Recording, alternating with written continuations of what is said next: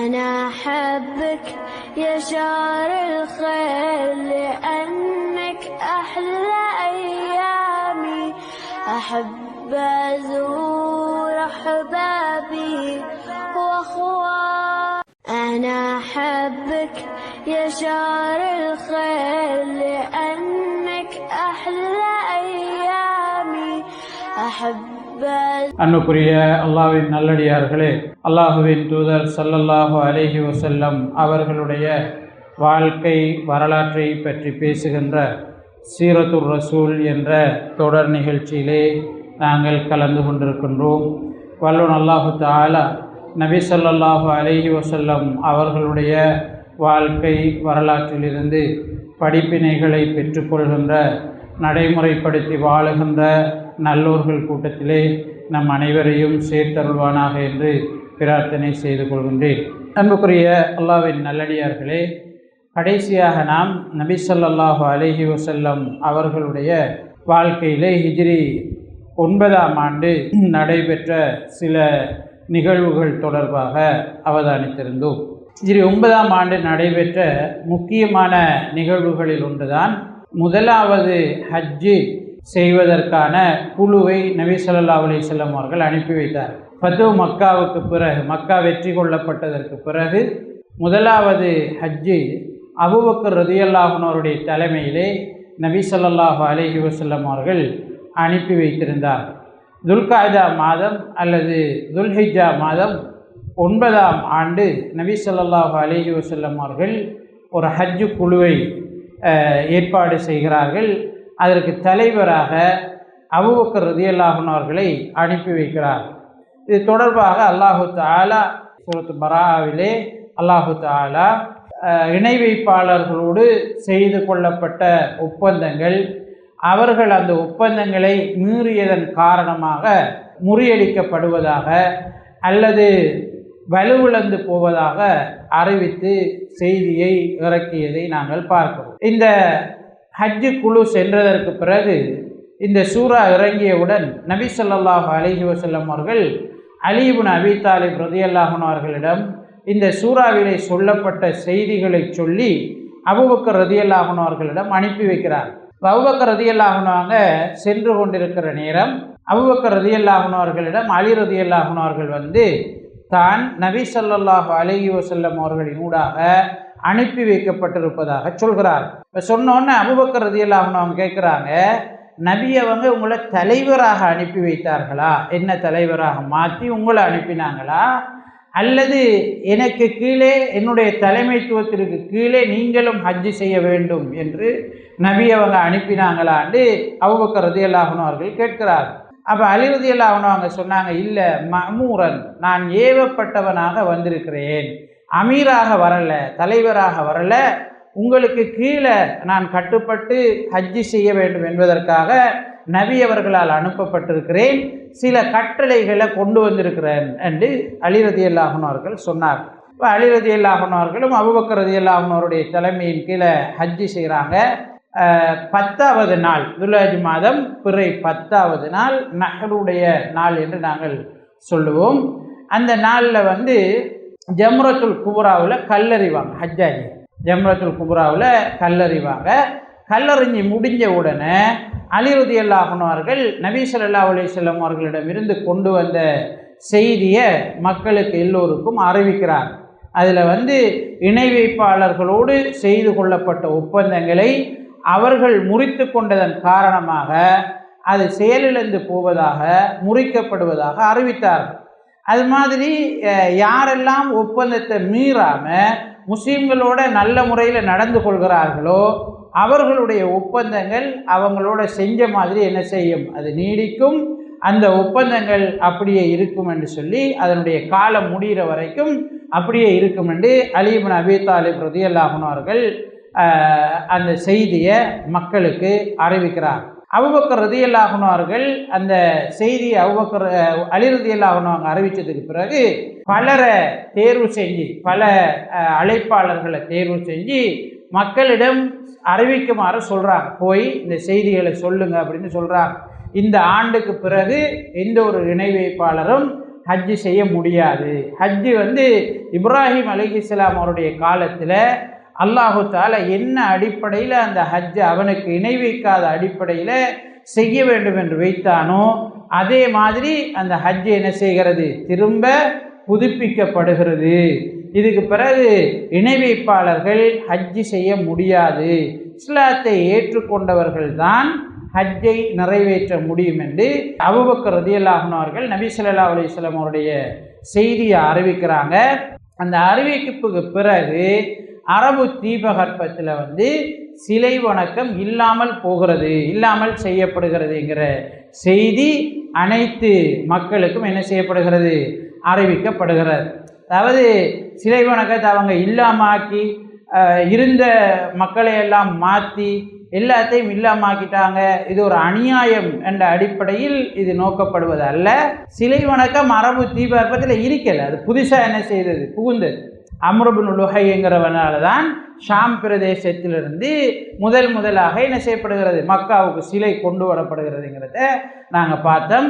அம்ர் இப்னு லுஹை நரகத்தில் வந்து தன்னுடைய குடல்கள் அனைத்தையும் கொட்டிட்டு அதை சூளை சுற்றி கொண்டிருப்பதாக நபி ஸல்லல்லாஹு அலைஹி வஸல்லம் அவங்க என்ன செஞ்சாங்க, சொன்னாங்க. அப்படி ஒரு தண்டனை அவனுக்கு வழங்கப்படுவதாக சொன்னார். இப்போ அரபு தீபகற்ப மக்கள் வந்து சிலை வணக்கம் புரிபவர்களாக இருக்கவில்லை. அவங்க இப்ராஹிம் அலைஹிஸ்ஸலாம் அவருடைய மார்க்கத்தில் தான் இருந்தாங்க. சிலை வணக்கம் என்றது இடையில் என்ன செய்யப்பட்டது, ஷாம் பிரதேசத்தில் இருந்து சென்ற வியாபார குழுவால் அங்கே வந்து அவங்க கவர்ச்சி விட்டு கொண்டு வந்த ஒரு விஷயமாக இருந்தது. இப்போ நபி ஸல்லல்லாஹு அலைஹி வஸல்லம் அவருடைய வருகைக்கு பிறகு நபி அவங்க இப்ராஹிம் அலைஹிஸ்ஸலாம் அவருடைய பரம்பரையில் வந்தவர், இஸ்மாயில் அலைஹிஸ்ஸலாம் அவங்களோட பரம்பரையில் வந்தவர். அவங்க அரபு தீபகற்பத்தினுடைய பூர்வீக குடிகள். அவங்க வந்து வந்தேறு குடிகள் அல்ல, புதுசாக வந்து ஒரு இடத்துல கொள்கையை சொல்லி அந்த இடத்துல இருந்ததை எல்லாம் மாற்றி மக்களோட சுதந்திரத்தை எல்லாம் ஆக்கின இருந்ததை அழிச்சேன்றது அல்ல. இடையில நுழைஞ்சத்தை அவங்களோட பரம்பரைக்குள்ள இடையில நுழைஞ்சத்தை என்ன செய்தார்கள், இல்லாமல் செய்தார்கள் என்கிற விஷயத்தை இந்த இடத்துல நாங்கள் புரிஞ்சு கொள்ள வேண்டும். நபி ஸல்லல்லாஹு அலைஹி வஸல்லம் அவர்கள் தன்னுடைய இறுதி காலகட்டத்தில் செய்த இந்த ஹஜ்ஜில் அபூபக்கர் ரலியல்லாஹு அன்ஹு அவர்களை தலைவராக அனுப்பினார். இப்போ இமாம்கள் அறிஞர்கள் வந்து ரசூல் ஸல்லல்லாஹு அலைஹி வஸல்லம் அவர்களுக்கு பிறகு அபூபக்கர் ரலியல்லாஹு அன்ஹு அவர்கள் தான் தலைமை பொறுப்பை ஏற்க வேண்டும் என்கிற ஒரு அடையாளமாக நபி அவர்கள் தான் இல்லைண்டா தன்னுடைய பொறுப்பை செய்யக்கூடியவர் அபூபக்கர் ரலியல்லாஹு அன்ஹு அவர்கள் என்பதை அடையாளப்படுத்தும் முகமாக அவரை தலைவராக அனுப்பினார்கள் என்று அறிஞர்கள் இந்த சம்பவத்தில் இருந்து ஒரு ஆதாரம் பிடிக்கிறது நாங்கள் பார்க்கணும். பொதுவாக நபி ஸல்லல்லாஹு அலைஹி வஸல்லம் அவருடைய காலத்தில் நடைபெற்ற போராட்டங்கள் ஹிஜ்ரி 9 முற்று பெறுகிறது. நபி ஸல்லல்லாஹு அலைஹி வஸல்லம் அவங்க கடைசியாக 9ஆம் ஆண்டு தான் என்ன செய்கிறாங்க, யுத்தத்தில் கலந்து கொள்கிறார்கள். இந்த யுத்தங்களை நாங்கள் பார்த்தோமா இருந்தால் நபி ஸல்லல்லாஹு அலைஹி வஸல்லம் அவர்களுடைய தலைமைத்துவத்தினுடைய அந்த வீரியம், நபி ஸல்லல்லாஹு அலைஹி வஸல்லம் அவருடைய திட்டமிடலினுடைய அந்த தூர நோக்கு, இதெல்லாம் நபி அவர்களுடைய இந்த போராட்ட களங்களில் வெளிப்பட்டதை நாங்கள் பார்க்கலாம். நாங்கள் பார்த்த யுத்தங்களில் ஹுனைன் யுத்தம் முஸ்லீம்கள் அதிகமாக தாக்கப்பட்ட யுத்தம், உஹது யுத்தம் முஸ்லீம்கள் தோற்றுருவாங்க என்ற நிலையில் இருந்த ஒரு யுத்தம். தோல்வியை கூட நபி ஸல்லல்லாஹு அலைஹி வஸல்லம் அவர்களால் அவர்களுடைய திட்டமிடலால் வெற்றியாக மாற்ற முடியும். தோல்வியை கூட நபி அவங்க என்ன செஞ்சிருவாங்க, வெற்றியாக மாற்றி விடுவார்கள். முஸ்லீம்கள் எந்த கட்டத்திலும் ஒன்று சேர்ந்து தங்களுடைய நிலையை மாற்றிக்கொள்ளக்கூடிய பலம், அவர்களுடைய மன வலிமை அவர்களுக்கு இருக்கிறது என்கிறத நபி ஸல்லல்லாஹு அலைஹி வஸல்லம் அவருடைய இந்த போராட்டங்கள் பொதுவாக நமக்கு எடுத்து காட்டுகிறது. நபி அவர்களுடைய அணி மிக குறைவாக இருந்தது. பத்ர் காலத்தில் நாங்கள் பார்த்தோமே இருந்தால் 300 பேர், ஆயுதம் பெருசாக இல்லை, வாகனம் பெருசாக இல்லை, போர் பயிற்சி பெற்றவர்கள் பெருசாக இல்லை, ஆனால் வெற்றி அவருக்கு தான் கிடைக்குது. உஹது காலத்தில் 700 பேர், பெருசாக ஆயுதங்கள் இல்லை, ஆனால் எதிரிகள் 3000 பேர், வெற்றி அவருக்கு தான் கிடைக்குது. அஹ்ஸாப் யுத்த நேரத்தில் நாங்கள் பார்த்தோமே இருந்தால் 3000 பேர் தான் மொத்த ஜனத்தொகை, மதீனாவோட வந்தவர்கள் 10,000 பேர், வெற்றி அவருக்கு தான் என்ன செய்யுது, கிடைக்கிறது. அப்போ நபி ஸல்லல்லாஹு அலைஹி வஸல்லம் அவங்க கலந்து கொண்ட இந்த யுத்தங்களையெல்லாம் நாங்கள் பார்த்தோமா இருந்தால் மிக குறைவானவர்களாக இருந்தாங்க. தோற்கிற நேரத்திலையும் நபி அவங்க அதை என்ன செய்தார்கள், வெற்றியாக மாற்றுகிற திறமை நபி அவர்களிடம் இருந்திருக்கிறது. அவருடைய அந்த ஒரு தளபதியாக, ஒரு இராணுவ வீரராக நபி ஸல்லல்லாஹு அலைஹி வஸல்லம் அவருடைய அந்த திட்டமிடல், அவருடைய அந்த செயற்பாடுகள் எங்களுக்கு தெளிவாக இந்த போராட்ட களங்களிலே உணர்த்தப்படுகிறது. நபி அவர்களுடைய போராட்டங்களில் நாங்கள் பார்க்கிற இன்னும் ஒரு முக்கியமான விஷயம் என்னென்றால், நபி ஸல்லல்லாஹு அலைஹி வஸல்லம் அவங்கள்ட்ட இருந்து இந்த போராட்ட யுக்திகளை படித்த சஹாபாக்கள் பிற்பட்ட காலத்தில் பெரும் பெரும் சாம்ராஜ்யங்களை சின்ன சின்ன குழு போய் என்ன முடிவு கொண்டு வருது. இந்த ரோம், பாரசீகம் இதெல்லாம் நடந்த காதீசிய யுத்தங்கள் அதுனா நம்ம பார்க்குற நேரம் ஒரு சிறிய குழு தான் எதிரி பெரும்படையாக இருக்கும். ஆனால் நபி அவங்களுக்கு பிறகும் சஹாபாக்கள் அவர்கிட்ட இருந்து படித்து கொண்ட அந்த யுக்திகள், அவருடைய வழிகாட்டல்களை பயன்படுத்தி அவர்கள் வெற்றியடைந்ததை நாங்கள் பார்க்கலாம்.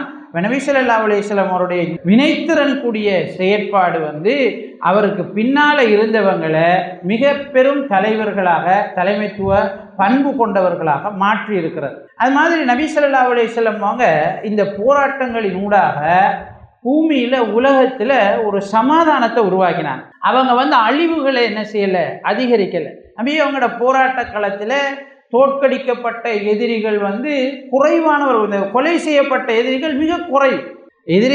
எதிரிகளாக கலந்து கொண்டவர்கள் கூட கொலை செய்யப்பட்டவர்கள் மிக குறைவு. 500 பேரையும் தாண்டாது.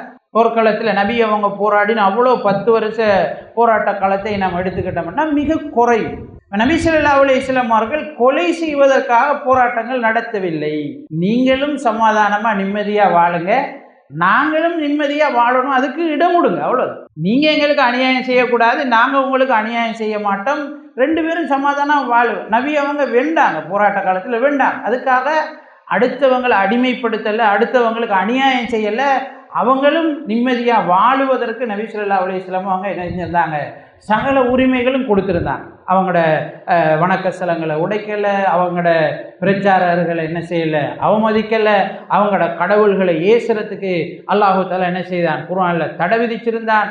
அது மாதிரி முஸ்லீம்களுக்கு மது ஹராமாக இருந்துச்சு, அவங்க மது குடிச்சிட்டு தான் இருந்தாங்க. இஸ்லாமிய ஆட்சியிலையும் அவங்க என்ன செஞ்சுருந்தாங்க, முஸ்லீம் அல்லாதவர்கள் மது அருந்திக்கிட்டு தான் இருந்தாங்க, வட்டி கொடுத்துட்டு தான் இருந்தாங்க, அவங்கள்ட்ட விபச்சாரம் இருந்து கொண்டு தான் இருந்தது. ஆனால் பப்ளிக்கில் என்ன, பொதுவான இடங்களில் எல்லோருக்கும் அசௌகரியத்தை ஏற்படுத்தக்கூடிய அடிப்படையில், அடுத்தவங்களுக்கு ஒரு தீங்கை ஏற்படுத்தக்கூடிய அடிப்படையில் இந்த மாதிரி நடக்கக்கூடாது என்பது இருந்தது.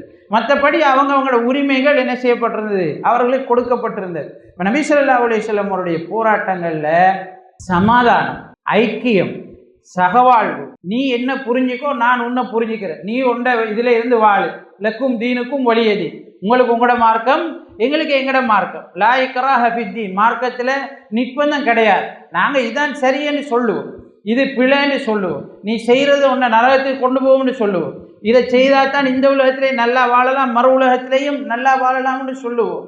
இப்போ சத்தியம் அசத்தியத்தை விட என்ன செய்து விட்டது, தெளிவாகி விட்டது. விரும்புகிறார்கள் அதை பின்பற்றலாம், விரும்புகிறார்கள் என்ன செய்யலாம், நிராகரிக்கலாம் என்கிற அடிப்படையில் நபி அவர்கள் அவர்களுக்கு சுதந்திரங்களை வழங்கியிருந்தார்கள் என்கிறத நாங்கள் பார்க்குறோம். நபி ஸல்லல்லாஹு அலைஹி வஸல்லம் அவருடைய போராட்டத்துடைய நோக்கம் கொலை அல்ல. நபி அவருடைய போராட்டத்துடைய நோக்கம் அடுத்தவர்களை கொலை செய்வதல்ல, அடுத்தவர்களுடைய பொருளாதாரத்தை அழிப்பதல்ல, பெண்களை மானபங்கப்படுத்துவதல்ல, சிறுவர்களை கொலை செய்வதல்ல, பொது சொத்துக்களை அழிப்பதல்ல. இப்போ இருக்கிற மாதிரி பொது சொத்து ஒரு போராட்டம்னு போனால் அங்கே இருக்கிற சிறுவர்களை என்ன செய்வாங்க, துன்புறுத்துவாங்க, பெண்களை என்ன செய்வாங்க, மானபங்கப்படுத்துவாங்க. இப்போ நடக்கிற எல்லா போராட்டங்களையும் அதான் நடக்குது. இஸ்ரேல் செய்கிற யுத்தமாக இருந்தாலும் சரி, அமெரிக்கா செய்கிற யுத்தமாக இருந்தாலும் சரி, சிரியாவில் பஷர் அல் அஸத் செஞ்ச கொடுமைகளாக இருந்தாலும் சரி, எந்த யுத்தத்தை நாங்கள் எடுத்துக்கிட்டாலும் பெண்கள் மானபங்கப்படுத்தப்படுவாங்க.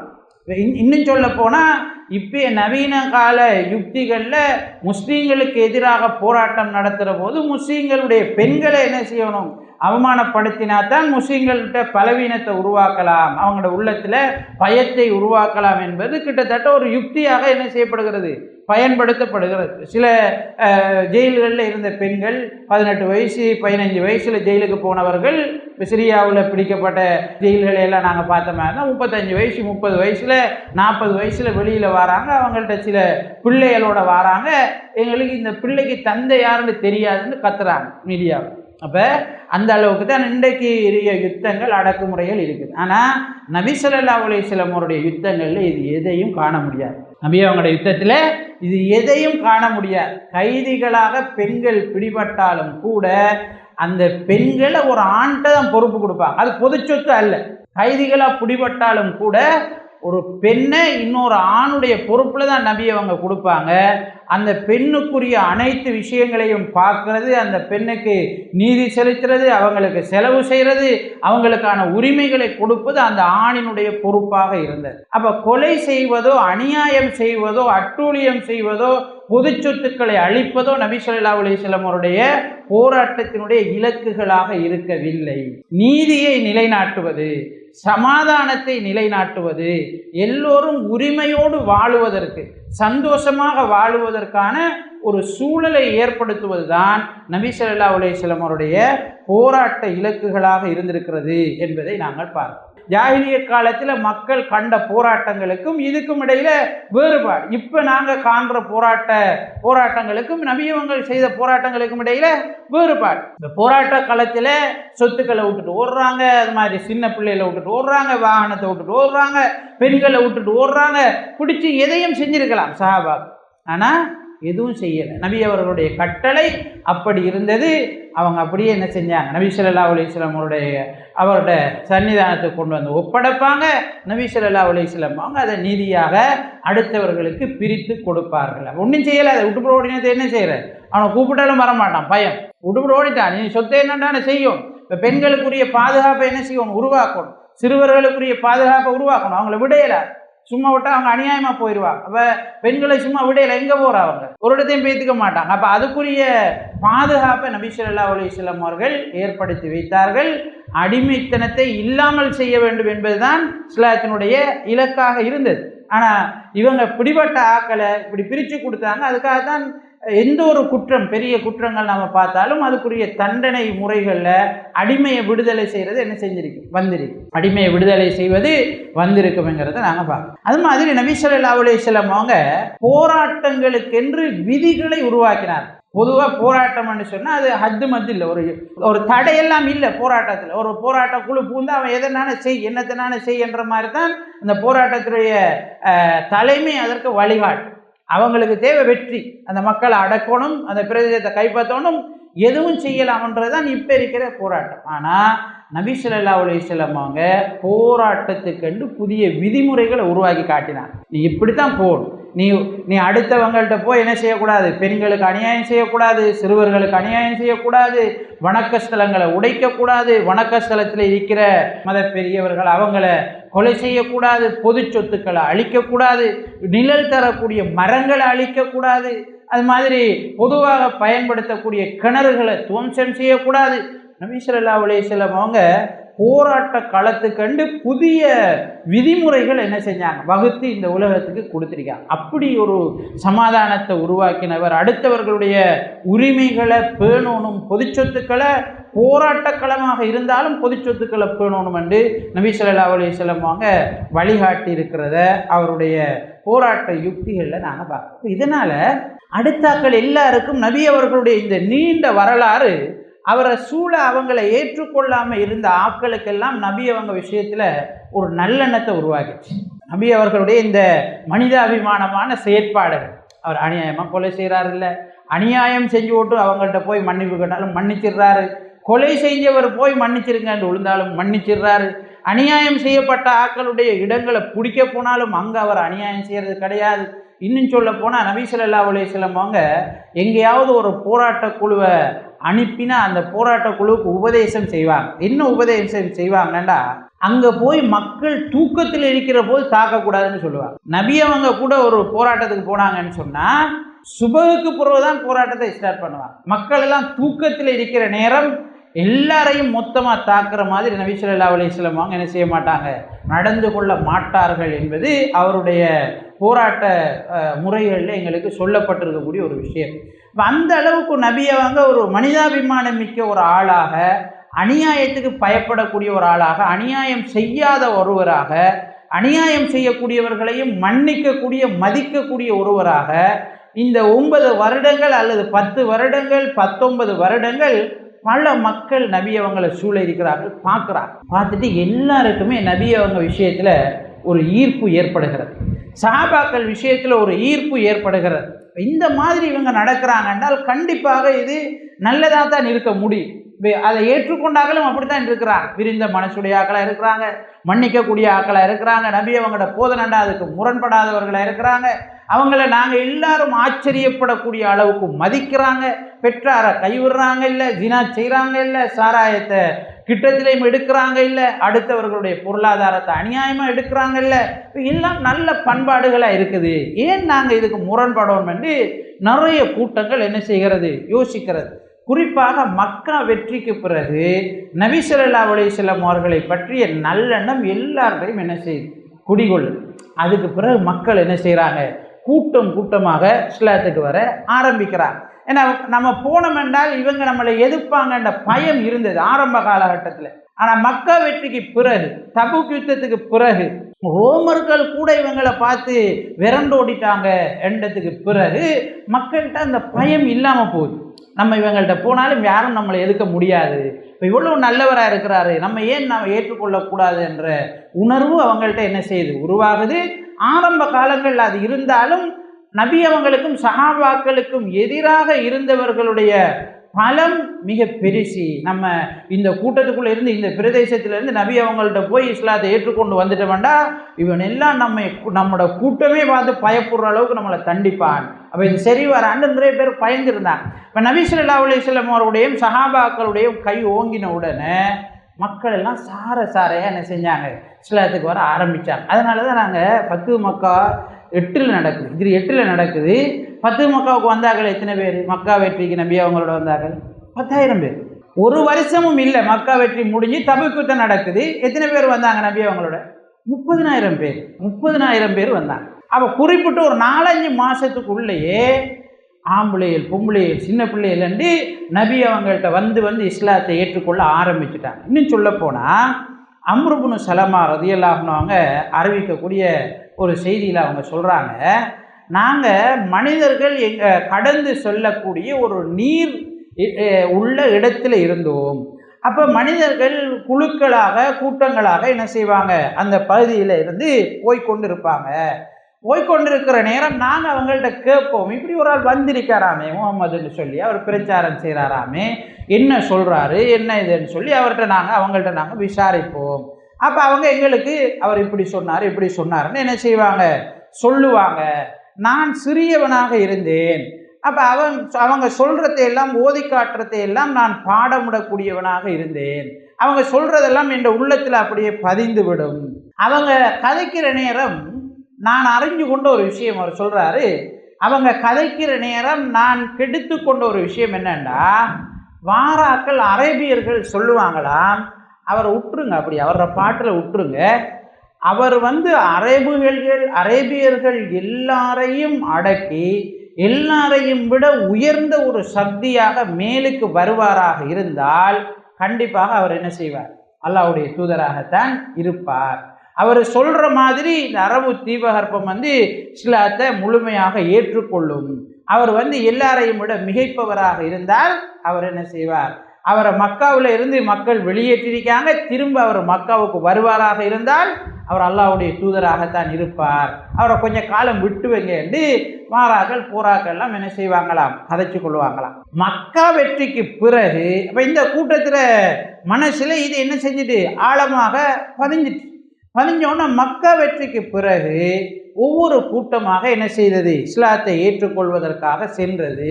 அப்போ சொல்கிறாரு அம்ர் இப்னு சலமா சொல்கிறாரு, நானும் என்னுடைய தந்தையும் என்னுடைய கூட்டமும் இஸ்லாத்தை ஏற்றுக்கொள்வதற்காக நபி அவர்களிடம் சென்றோம். ஏன்னா ஏற்கனவே இவங்க என்ன செஞ்சிட்டாங்க, நிறைய விஷயங்கள் அவங்களுக்கு தெரியும் நபி அவங்கள பற்றி, இப்படி ஒரு முடிவில் அரபுகள் இருக்குது என்றதும் அவங்களுக்கு தெரிஞ்ச விஷயம். அதனால் நபி அவங்களுடைய மக்கா வெற்றிக்கு பிறகு இவங்க என்ன செய்கிறாங்க, இஸ்லாத்தை ஏற்றுக்கொள்வதற்காக அந்த கூட்டம் அப்படியே சென்றதுங்கிறத அம்ர் இப்னு சலமா ரலியல்லாஹு அன்ஹு அவர்கள் சொல்கிறார்கள். அப்போ அவங்க போய் இஸ்லாத்தை ஏற்றுக்கொண்டுட்டு நபி அவங்கள்ட்ட தொழுகையை படிச்சுட்டு வராங்க. இந்த ஹதீஸில் தான் சின்ன பிள்ளைகள் பெரியாக்களுக்கு தொழுவிக்கலாம் என்ற சட்டம் என்ன செய்யுது வருது. அம்ர் இப்னு சலமா சின்ன ஆள், அவருக்கு தான் குர்ஆன் பாடம், அவங்க சொன்னதையெல்லாம் பாடமாக்கி வச்சுருந்தார். அப்போ எல்லாரும் வந்து யார் தொழுவிக்கிறான்றோன்னு நபி அவங்க ஏற்கனவே சொல்லிக்கிறாங்க, பல் யவும்மக்கும் அக்ரவுக்கும், இவங்களுக்கு தான் கற்றுக் கொடுக்குறாங்க. நீங்கள் உங்களில் யார் அதிகமாக குர்ஆனை ஓத தெரியுமோ அவர் என்ன செய்யட்டும், தொழுவிக்கட்டும். இப்போ யாருன்னு பார்த்தா இந்த சின்ன ஆள் தான், அம்ர் இப்னு சலமா தான் குர்ஆனை கூடுதலாக பாடமாக்கியிருக்காருன்னு போட்டு அவரை என்ன செய்கிறாங்க, தொழுவிக்கிறதுக்கு விட்றாங்க. இப்போ தொழுவிக்கிறது கூட அவருக்கு அணிகிறதுக்கு சரியான ஆடை இல்லை, அவர் அவுரத்து வெளிப்படுது, அவர் தொழுவிக்கிற நேரம் அவுரத்து வெளிப்படுது. பிறகு அவங்களோட கூட்டத்தில் கதைச்சி ஒரு பெண்மணி வந்து அவருடைய என்ன செய்கிறாங்க, அவருடைய முந்தானையில் அரவாசியை கிழிச்சி கொடுக்குறாங்க. அவருக்கு என்ன செய்யுது, ஆடையாக அவர் அதை அணிந்து கொண்டு தொழுவிக்கிறார் என்று நாங்கள் பார்க்கணும். நபி ஸல்லல்லாஹு அலைஹி வஸல்லம் அவருடைய இந்த ஹிஜ்ரி 9க்கு பிறகு அல்லது 8க்கு பிறகு நிறைய குழுக்கள் இஸ்லாத்தை ஏற்றுக்கொள்வதற்காக கோத்திரமாக வருகிறது. நாங்கள் கணக்கெடுக்க முடியாத அளவுக்கு அதிகமான குழுக்கள் சம்பந்தமான வரலாறுகளை இமாம்கள் தங்களோட நூல்களில் பதிவு செஞ்சு வச்சிருக்கிறாங்க. அதில் முக்கியமான ஒரு கூட்டம் தான் அப்துல் கைஸ் என்று சொல்லக்கூடியவருடைய கூட்டம். இவங்க வந்து ஆரம்பத்தில் என்ன செஞ்சுருந்தாங்க, ஹிஜ்ரி 5ஆம் ஆண்டு ஒரு கூட்டம் வந்து இஸ்லாத்தை ஏற்றுக்கொண்டு போயிருந்தாங்க. 2வது ஒரு குழு வந்து என்ன செய்யுது, கிட்டத்தட்ட 40 பேர் அடங்கலான ஒரு குழு வந்து 2வது தடவையாக நபி ஸல்லல்லாஹு அலைஹி வஸல்லம் அவர்களிடம் வருகிறது. அவங்க கிறிஸ்தவர்களாக இருந்தார்கள், அவங்க இஸ்லாத்தை ஏற்றுக்கொண்டாங்க. இந்த அப்துல் கைஸை பார்த்து தான் நபி ஸல்லல்லாஹு அலைஹி வஸல்லம் அவங்க சொன்னாங்க, உங்கள்கிட்ட 2 விஷயம் இருக்குது, அல்லாஹ் அதை நேசிக்கிறான்னு சொன்னாங்க, அல்லாஹ் அதை விரும்புகிறான்னு சொன்னாங்க. அப்போ அவர் கேட்குறாரு, அல்லாஹ்வின் தூதரே ஃபமா ஹுமா, அது என்னன்னு கேட்குறாரு. நபி அவங்க சொன்னாங்க, அல் ஹில்மு வல் அனாத், உங்கள்கிட்ட நல்ல அறிவு இருக்கிறது, அந்த அறிவுக்குரிய நிதானம் இருக்கிறதுன்னு சொன்னாங்க. இந்த 2 முக்கியமானது, அறிவும் இருக்கணும், நிதானமும் இருக்கணும். நிதானம் இல்லாத அறிவும் வழிகேட்டுக்கு இட்டு செல்லும், அறிவில்லாத நிதானமும் வழிகேட்டுக்கு இட்டு செல்லும். அவர்கள்ட்ட அறிவும் இருக்கணும், அதற்கேற்ற நிதானமும் இருக்கணும். அப்போ தான் அவர் சரியான டைமில் சரியான முடிவுகளை எடுக்கக்கூடிய ஒருவராக இருப்பார். நபி ஸல்லல்லாஹு அலைஹி வஸல்லம் அவங்க அந்த 2ஐயும் அப்துல் கைஸுக்கு சிறப்புக்குரிய பண்பாக குறிப்பிட்டார்கள். 2வது முக்கியமான கூட்டம் இந்த அபூ ஹுரைரா ரலியல்லாஹு அன்ஹு அவருடைய சாரா தௌஸ் கோத்திரத்தார். அப்துர் ரஹ்மான் பின் சஹர் அத்-தௌசி ரலியல்லாஹு அன்ஹு தான் அவர் அபூ ஹுரைரா ரலியல்லாஹு அன்ஹுடைய பேர். அவங்க யமன் பிரதேசத்தை சேர்ந்தவர்கள். இவர்கள் முக்கியமான ஒரு கூட்டம். இவங்க வந்து என்ன செய்கிறாங்க, நபி அவர்கள்ட்ட இஸ்லாத்தை ஏற்றுக்கொள்கிறார்கள். அவங்க வந்து கிட்டத்தட்ட 70 பேர் அல்லது 80 பேர் அடங்கலாக மதீனாவுக்கு வந்து இஸ்லாத்தை ஏற்றுக்கொள்கிறார்கள் என்று நாங்கள் பார்க்கிறோம். அது மாதிரி ஃபர்வா பின் அம்ர் என்று சொல்லக்கூடியவருடைய தலைமையில் ஒரு கூட்டம் வருகிறது. இவர் முக்கியமாக என்னன்னா, ரோமர்களால் அரேபியர்களுக்கு மத்தியில் நியமிக்கப்பட்ட ஒரு தலைவராக இருக்கிறார். ஒரு தலைவர், ரோமர்களால், ரோம் பாரசீகர் என்றது 2 பேரரசு. அப்போ அந்த ரோம் பேரரசினால் அரேபியர்களுக்கு மத்தியில் நியமிக்கப்பட்ட ஒரு தலைவர். அப்போ தலைவர்ன்றது அதுவும் ஒரு வல்லரசினுடைய தலைவர் என்றது, ஒரு பிரதிநிதிங்கிறது சாதாரணமான ஒன்று கிடையாது. அப்போ இவர் இஸ்லாத்தை ஏற்று நபி ஸல்லல்லாஹு அலைஹி வஸல்லம் அவர்களுக்கு தூது செய்தி அனுப்புகிறாரு, நான் வந்து இஸ்லாத்தை ஏற்றுக்கொண்டுட்டேன் என்று அனுப்பினோன்னே இது ரோமர்களுக்கு தெரிய வருகிறது. ஏற்றுக்கொண்டு அனுப்பினது மட்டும் இல்லாமல் ஒரு வெள்ளை ஒட்டகத்தையும் என்ன செய்கிறார், நபி ஸல்லல்லாஹு அலைஹி வஸல்லம் அவர்களுக்கு நன்கொடையாக அனுப்பி வைக்கிறார். அதிகமாக நபி அவர்களால் கவரப்படுறார். இந்த செய்தி ரோம் அரசுக்கு தெரிய வருகிறது. அப்போ இவரை கைது செய்கிறாங்க. கைது செஞ்சுட்டு அவர்கிட்ட சொல்கிறாங்க, ஒன்று நீ இஸ்லாத்தை விட்டு வெளியில் வா, அல்லது மரண தண்டனை, 2ல் ஒன்றை நீ தேர்வு செய்யன்றார். அப்போ அவர் வந்து நல்லா இஸ்லாத்தை விட முடியாது, மரண தண்டனையை ஏற்றுக்கொள்கிறேன் அப்படின்னு என்ன செய்கிறார், அவர் அதை தேர்வு செய்கிறாரு. பலஸ்தீன் பகுதியில் அவருக்கான மரண தண்டனை நிறைவேற்றப்பட்டது என்கிற செய்தியை நாங்கள் பார்க்கணும். அது மாதிரி நபி ஸல்லல்லாஹு அலைஹி வஸல்லம் அவங்க யமன் பிரதேசத்துக்கு ஒரு போராட்டக்குழு அனுப்புகிறார். அப்போ இந்த போராட்டக்குழுவை வந்த செய்தியை கேள்விப்பட்டு யமன் பிரதேசத்திலேருந்து அந்த சுதா என்று சொல்லக்கூடிய கோத்திரத்தார் வந்து நபி அவங்கள்ட்ட என்ன செய்கிறாங்க, இஸ்லாத்தை ஏற்றுக்கொள்கிறார். அது மாதிரி இன்னொரு முக்கியமான ஒருவர் தான் கஅப் இப்னு ஜுஹைர் என்று சொல்லக்கூடியவர். இவர் வந்து இஸ்லாத்தை, நபி ஸல்லல்லாஹு அலைஹி வஸல்லம் அவர்களை, முஸ்லீம்களை கொச்சைப்படுத்தி அதிகமாக கவி பாடிய ஒருவர். கவிதைங்கிறது ஜாஹிலிய காலத்தில் மிகவும் போற்றத்தக்க ஒரு விஷயமாக இருந்தது. எங்களுக்கு தெரியும், சபு முஅல்லகாத்னு சொல்லுவோம், காபத்துல்லாவில் தொங்க விடப்பட்ட கவிதை படைப்புகள். அவங்கள்ட்ட முக்கியமான கவிதைகள், மிக ஆச்சரியமான கருத்துக்களை கொண்ட கவிதைகள்னா அதை என்ன செய்வாங்க, காபத்துல்லாவில் தொங்க விடுவாங்க. அப்படி அந்த அளவுக்கு ஒரு ஒரு சிறப்பிக்கப்பட்ட ஒரு விஷயமாக, முக்கியத்துவமான ஒரு விஷயமாக கவிதை இருந்தது. கவிஞர்களுக்கும் அவங்களுக்கு மத்தியில் பெரிய ஒரு மதிப்பு இருந்தது. இப்போ இந்த கஅப் இப்னு ஸுஹைர் என்றவர் பெரிய ஒரு கவிஞர். நபி அவங்களை அதிகமாக தூஷித்து, முஸ்லீம்களை கொச்சைப்படுத்தி, இஸ்லாத்தை தூஷித்து அந்த காலத்தில் கவி பாடி வந்த ஒருவர். கிட்டத்தட்ட ஒரு போராட்டம் மாதிரி தான் இது என்ன செய்யப்பட்டது, அந்த காலத்தில் கணிக்கப்பட்டது. நபி ஸல்லல்லாஹு அலைஹி வஸல்லம் அவங்க ஹஸ்ஸான் இப்னு சாபித்துக்கு ஒரு கட்டத்தில் சொல்லுவாங்க, நீயும் போராடு, உண்ட கவிதையால் நீயும் போராடுன்னுவாங்க. அப்போ ஒரு போராட்டம் மாதிரி தான் இந்த கவிதை படைப்புகள் இருந்தது. கஅப் இப்னு ஸுஹைருக்கு இஸ்லாத்தில் விருப்பம் ஏற்படுகிறது. நபி ஸல்லல்லாஹு அலைஹி வஸல்லம் அவங்களை ஏற்றுக்கொள்ளணும்னு அவர் நினைக்கிறார். ஆனாலும் பயம் வந்து கொள்ளல. எப்படி வார நபி அவங்க நம்மளை தெரிஞ்சா ஒரு நம்ம நடந்துருமோன்ற ஒரு கவலை அவருக்கு இருக்குது. ஏன்னா ஏற்கனவே சிலர் அதிகமாக அநியாயம் செய்தவர்களுக்கு மரண தண்டனை என்ன செய்யப்பட்டிருக்கிறது, நிறைவேற்றப்பட்டிருக்கிறது. அப்போ இந்த மாதிரியான ஒரு சந்தர்ப்பத்தில் அவர் இஸ்லாத்தை ஏற்றுக்கொள்ளணும்னு நினைக்கிறாரு. ஆனால் நபி ஸல்லல்லாஹு அலைஹி வஸல்லம் அவங்களுக்கு கஅப் இப்னு ஸுஹைர் தெரியாது. யார் கஅப் இப்னு ஸுஹைர்னு தெரியாது. அவரே நபி அவங்கள்ட்ட சொல்றாரு, அல்லாஹ்வின் தூதர் அவர்களே, கஅப் உங்களிடம் வந்தால் நீங்கள் மன்னிப்பீங்களான்னு கேட்குறாரு. அவரே அவருக்கு நபி அவங்களுக்கு தெரியாது இவர் கஅப் இப்னு ஸுஹைர். அவரே கேட்குறாரு, அல்லாஹ்வின் தூதரே, கஅப் இப்னு ஸுஹைர் இப்போது உங்களிடம் இஸ்லாத்தை ஏற்றுக்கொண்டால் அவருக்கு நீங்கள் மன்னிப்பு அளிப்பீங்களான்னு கேட்குறாரு. கேட்டோன்னு நபி ஸல்லல்லாஹு அலைஹி வஸல்லம் அவங்க ஓமன்றாங்க. அவர் மன்னிப்பு கேட்டு இஸ்லாத்தை ஏற்றுக்கொள்றதுக்கு வாரவரை தண்டிக்கக்கூடாது, நான் கண்டிப்பாக மன்னிப்பேன் என்றார். அப்போ தான் கஅப் இப்னு ஸுஹைர் சொல்கிறாரு, உங்களுக்கு முன்னால் நிற்பவர் தான் அவர், கஅப் இப்னு ஸுஹைர் தான் உங்களுக்கு முன்னால் நிற்கிறார் என்றோடனே சஹாபாக்கள் எல்லாம், குறிப்பாக அன்சார்கள், மதீனாவாசிகள் நபி அவங்கள்ட்ட அனுமதி கேட்குறாங்க, இவருக்கு தண்டனை கொடுக்கணும், இவரை விடக்கூடாது என்று அந்த அளவுக்கு நொந்திருக்கிறாங்க. இவரால் தண்டனை கொடுக்கணும் என்றோடனே நபி ஸல்லல்லாஹு அலைஹி வஸல்லம் அவங்க சொன்னாங்க, இல்லை, அவருக்கு நான் வாக்குறுதி கொடுத்துட்டேன், அவருக்கு நான் மன்னிப்பதாக வாக்களித்து விட்டேன், எனவே அந்த வாக்குறுதி நிறைவேற்றப்பட வேண்டும் என்று சஹாபாக்கள்கிட்ட நபி ஸல்லல்லாஹு அலைஹி வஸல்லம் அவர்கள் சொல்கிறார்கள். அவர் மன்னிக்கப்படுகிறார், இஸ்லாத்தை ஏற்றுக்கொள்கிறாரு.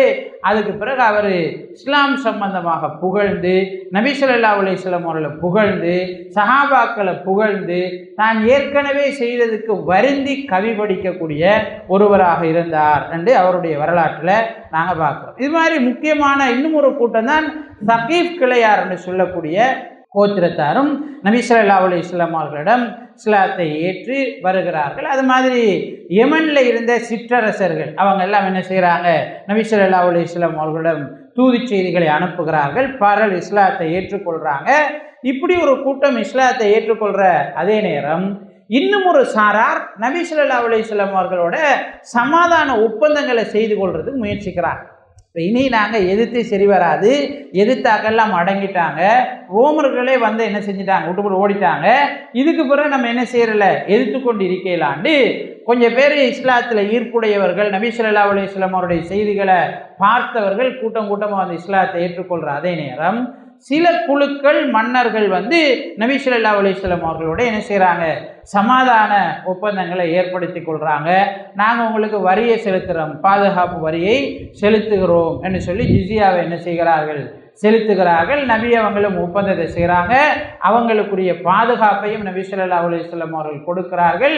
ஆனால் பிறகு அப்படி ஒப்பந்தம் செய்தவர்களே திரும்ப என்ன செய்கிறாங்க, இஸ்லாத்தின் ஏன்னா நெருக்கமாயிருவாங்களே, முதல் தான் தூரமாக இருந்தாங்க. அப்போ நபி அவங்களோட சஹாபாக்களோட ஒப்பந்தம் செஞ்சதுக்கு பிறகு நெருக்கமாயிருவாங்க. அப்போ நெருக்கமாயினா நபி அவர்களுடைய பண்பாட்டை பார்ப்பாங்க, சஹாபாக்களுடைய பண்பாடுகளை பார்ப்பாங்க, அவங்களுடைய நடத்தைகளை பார்ப்பாங்க. இதனால் ஒப்பந்தம் செய்தவர்களை, சமாதான ஒப்பந்தம் செய்தவர்கள் கூட பிற்பட்ட காலத்தில் என்ன செய்கிறாங்க, இஸ்லாத்தை ஏற்றுக்கொள்கிறார். அப்போ ஹிஜ்ரி 8ஆம் ஆண்டு 10,000 பேரோட வந்த நபி ஸல்லல்லாஹு அலைஹி வஸல்லம் அவங்க ஹிஜ்ரி 10 ஆகும்போது எத்தனை பேரோட வராங்க, கடைசி ஹஜ்ஜில் நபி அவங்களுடைய ஹஜ்ஜத்துல் வதாவில் எத்தனை பேர் ஒன்று சேர்றாங்க, 1,40,000 பேர் ஒன்று சேர்றாங்க. 1,40,000 பேர் என்ன செய்கிறாங்க, ஒன்று சேர்றாங்க. சில அறிவிப்புகளின்படி 1,00,000க்கு மேற்பட்டவர்கள் ஒன்று சேர்ந்தார்கள் என்று நாங்கள் பார்ப்போம். அப்போ ஒரு 2 வருஷத்தில் இந்த அபாயங்கள் எல்லாம் நீங்கின உடனே மக்கள் என்ன செய்தார்கள், இஸ்லாத்தை